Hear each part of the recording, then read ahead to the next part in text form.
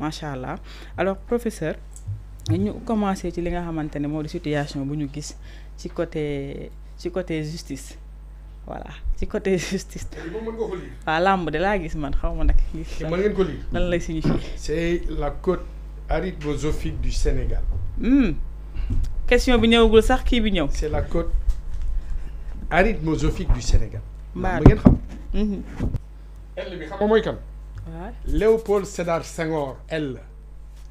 le A Abdou Diouf. le A Abdoulaye Wade. le M Macky Sall le B Bassirou. waaw donc ci lamb lañ nekk mais lamb dafa am ay règles. yu ñu war a respecter. te tey fi mu nekk nii mais Sénégal on fait publicité des insulteurs mu mel ni que tey fi mu nekk nii ñooñu war nañ leen tendre micro ñuy wax te tey fi mu nekk nii les problèmes du Sénégal ne se situent pas à ce niveau-là nan la ñuy def ba am école bu baax ba le premier tour en ce moment j'ai vu ça tourne aux alentours de 24% de reçus au bac. Et dans tous les pays sérieux, on a une tendance exponentielle vers la fin de 80 à 94% de reçus. Parce que tey fi mu nekk nii lu ñu mën a wax lu dul jeunesse bi ñu am une bonne formation. nekk de vrais lettrés ñu teg affaire bi ci xam-xam. Imaginons mais en ce moment. Les hydrocarbures mais du Sénégal dont la formule chimique c'est CNHM. Cela veut dire que Sénégal bu ma leen di déglu dafa mel ni pétrole le gaz moo fi am. Or en chimie N et M sont des entiers relatifs. Cela veut dire qu'il y a une liste énorme sur les hydrocarbures mais du Sénégal war nañ ci génne des centaines de milliers d'emplois pour cette jeunesse au niveau de la sécurité, au niveau de la raffinerie, au niveau de la commercialisation. Donc loolu lépp nekk fi ay boroom xam-xam nekk ci réew mi ci loolu la ñu war a concentrer wu pour que cette jeunesse puisse trouver un emploi. Cela veut dire que la formation académique doit rimer avec l'employabilité sur le terrain. Man démb maa ngi gis démb ou barki démb bi ma egsi maa ngi gis le ministre mu dem ci daara yi et il propose une formation en alternance jàng alxuraan et enseignement mais professionnel. C'est Moustapha Sarré. Moustapha Sarré. Foofu l'affaire bi rek. Le débat doit se situer mais à ce niveau-là les intellectuels de haut niveau génn xool nan la ñuy organiser ces parcours diplômants. Mais dans un pays autant pour moi bu ñu prôner rupture est-ce que tam war na ay émission war na mën a tenir en haleine pendant une semaine voire sax 10 jours ñuy wax ci ay Badara wax na lii Amadou Ba moo ko wax li alors que y a des urgences comme ni nga ko waxee à côté. Qu'est-ce qu'il faut faire? Qui est Badara Gadiaga? Man quand on me l'a montré mais sur Sénégal heureusement xaw ma ko on me parle depuis que je suis là que c'est un faussaire. Ce problème-là on doit le régler. Un faussaire de quoi? Même pas de bac ni de licence. Un faussaire du DNB, brevet national. Et on lui tend les micros pour insulter les gens. Aucune preuve. Cibler Ben nit. Le PM, Ousmane Sonko. Quand je l'ai entendu, il tourne autour de Adji Sarr, Mame Mbaye Niang. C'est ça le Sénégal. Mais bu ñu yeb bu ñu fonto Sénégal tey dañu toll foo xamante ni les à peu près 76% de la jeunesse ñoo xamante ni am na ci ñoo xamante ni ils sont au second tour. Nan la ñuy réfléchir dans un enseignement ñi nga xamante ni on va pas tomber sur l'école de Jules Ferry. Mais professeur l'école de Jules Ferry je n'en veux pas. La faute à qui bu fekkee tout à l'heure ci say propos nee nga ñu leen di taalal micro. Oui. Parce que Badara Gadiaga il a le droit de parler en tant que chroniqueur. Mais il est dans quel média? waaw mi ngi TFM. Il faut fermer TFM point final. Et pourquoi? Il faut fermer mes TFM.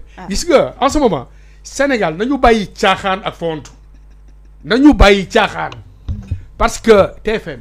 télé la de. Mais c'est une télé commerciale privée qui cherche mais de l'argent. Un buzz on n'a pas besoin de ça. Tey fi mu nekk nii TFM je crois que Youssou Ndour moo ko moom. kon man maa ngi wax ak Youssou Ndour Youssou Ndour c'est le professeur Serigne Khadimou Rassoul bi nga xamante ni say waajur bu ñëwee France samay kër parents la ñuy nekk man may wax ak yow tu ne peux pas te permettre di bàyyi ci sa télé ay nit ñoo xamante ni dañuy saagawat man sumay parents yow xam nga leen le notaire Abdou Pène Ndioka Ndaw tu les connais man bi ma egsee maa ngi discuter avec mes parents ñoom ils ne veulent même plus me regarder mais cette télé là nee nañ ma fii ay saagakat a fi nekk ay institutions mais et cetera donc à partir de là j'interpelle mon frère Youssou Ndour. Ces gens-là ils doivent pas rester chez toi. D'accord mais ban responsabilité ngay jox ki nga xamante ne moom moo sekkoon nag wax ak Badara Gadiaga parce que Badara moom nekkul woon moom kese mooy wax da doon wax ak échanger ak Amadou Ba c'est vrai que moom aussi convoqué nañ ko. Avant may ñëw j'ai quand même regardé. Oui. Parce que Ba je ne le connais ni d'Ève ni d'Adam. C'est un député. Man je reste dans l'objectivité. Oui. déglu naa ko il a essayé de relever les accusations insensées sur Ousmane Sonko. Donc loolu la relevé ni ko yow war nga noppi parce que tey fi mu nekk nii da nga falsifier mes diplômes et ainsi de suite. Vous imaginez tey Sénégal nit ñi parce que on a qu'un seul ennemi xam nga lan la Thioro c'est la pauvreté du Sénégal. Oui, c'est la pauvreté. Et on a qu'un seul adversaire le système impérialiste néocolonial. tey fu mu nekk nii il faut ñu doon ànd benn ànd ñun ñëpp Sénégal du benn nit moo koy defar. Après tu vas répliquer bien sûr. dañoo war a tëj li nga xamante ne moo di TFM peut-être que jël li nga xamante ne moo di les mesures pour que de pareilles dérives ne se produisent plus mais wax na ñu tëj li nga xamante ne moo di def bu ñu naree tëj TFM kon am na yeneen télévision yu bëri yi nga xamante ne dañ leen war a tëj. xam nga sax da ngay wax léegi waaye nga mu egg. waaw d'accord ok la démocratie. waaw d'accord la démocratie. c'est tout simplement. vous avez parfaitement raison oui. La démocratie. C'est la pluralité des opinions. Effectivement oui. bu la neexee nga bañ a ànd ak man ba xaar. c'est pas mon problème. man li ma gëm. mooy réew mi. waruñu ko saboter. D'accord. Quand je dis que TFM dañ ko war a tëj probablement c'est excessif. Mais la TFM a été avertie quand même. Youssou Ndour par le CNRA dafa war a jël ses responsabilités. moo tax ma ne la wax man waroo taxaw fële rek di wax ni c'est la démocratie du ma laal kenn ainsi de suite et cetera sama yoon nekk ci bi dañuy wax mais quand on prend un faussaire d'accord. ñu wax ni c'est un faussaire. dañ ko war a écarter. voilà là je suis d'accord. dañ ko war a écarter. man yóbbuma kenn prison. mais ñi nga xamante ni yëfu dof la ñuy def ci dëkk bi. nan leen écarter. réew mi fu mu toll soxlawuñu loolu. nous sommes obligés de vivre pendant ces 3 ans de l'austérité mais économique. parce que dëkk bi dañu ñëw fekk ñu saboté ko. quand t'es quelqu'un ñu naan jël na 60 milliards 94 milliards. xam nga si je raisonne en termes de milliards tu comprends pas mais il faut que tu saches que 1 milliard c'est 1000 millions pour gagner 1 milliard il faut que l'individu travaille pendant 83 ans en gagnant 1 million te du ko laal pour te donner l'ampleur de 1 milliard l'ampleur de 6 milliards xam nga ñaata la multiplier le 80 par 6 ça fait 480 années presque 5 siècles pour am 6 milliards et on me dit qu'il y a telle personne qui a volé 94 milliards. Et puis, en plus, il faut que le Sénégal d'en bas, les gens souffrent. Pour terminer, oui. Comme les ça. gens souffrent dans le Sénégal d'en bas. Maintenant, moi, aujourd'hui, Thioro m'a invité. Je suis là pour donner des solutions.